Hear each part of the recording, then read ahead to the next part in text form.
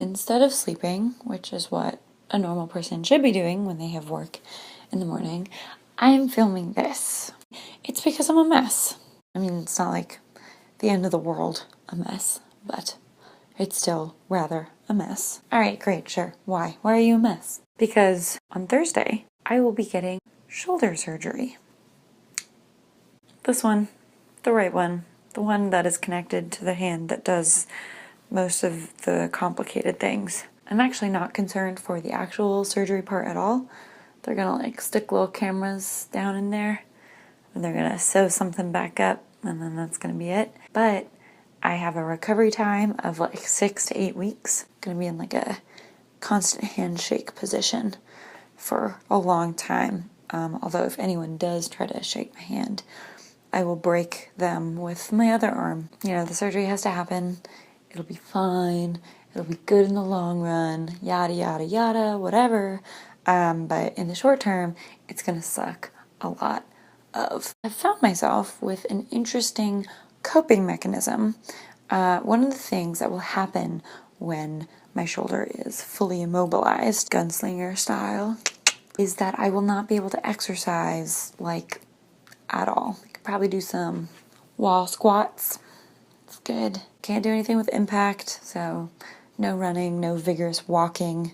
I can maybe do some stationary bicycling. You know, the prospect of going a month and a half, 2 months without really exercising is kind of wigging me out, to be honest. I've been pretty good and pretty consistent about exercising this whole year. I feel really good about it and I really like it and I like building muscle and all that good stuff.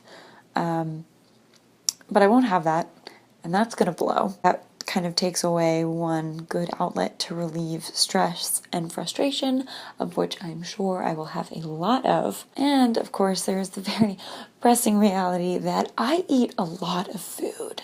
I like to be eating every 4 hours, and that ranges from healthy things to very not healthy things. And I like to be in a physical place where I don't really have to worry too much about it as long as I'm getting a little bit of both. Yeah, so in addition to not being able to move around like I normally would or able to wear shirts that go over my head, I will maybe want to consider cutting back on the amount of food that I intake. So this brings me to my coping mechanism. We have arrived. So instead of controlling and being really strict about the food I am taking in at this point, trying to prepare myself by being as healthy as possible now, I am doing literally the exact opposite. And whenever I see an item of food that I vaguely want, I eat it. Normally I have this little voice in my head that's basically my self-control, and it tells me things like, Megan, you just ate. You're not hungry. You don't need to eat that. Or, it's 10:30. Now is probably not the best time for cookies. And it's like as soon as this surgery became very in the forefront of my mind, like happening this week, let's start thinking about it, that little voice of self-control in my head has completely gone away. So now, instead of saying things like, don't, it says stuff like, go ahead.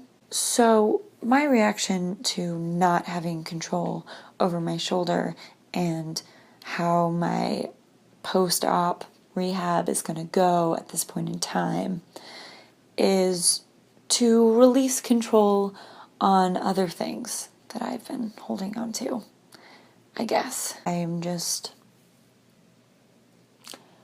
letting go, letting my heart run wild. Also, I have access to food at all times because, you know, I have food at home and my work is awesome and they have food there. And so I'm just constantly surrounded by delicious things that I could be putting into my face and therefore am. But besides the stress eating, I am trying to stay positive. At least my surgery was very much planned and scheduled, and it wasn't an emergency sort of thing because I fell off a dangerous cliff. Hope you're doing okay, Boots. And as per usual, all of my friends have been super awesome and super great and very supportive. And for that, I am extremely thankful. And really, the shining light at the end of this tunnel is that the new season of Game of Thrones starts the Sunday after my surgery, meaning that I will have every excuse in the world to sit back, relax, be a little doped up, and watch the most epic show in the world. So really, I timed this perfectly, and if I just get a little fat, that's just gonna be how it is.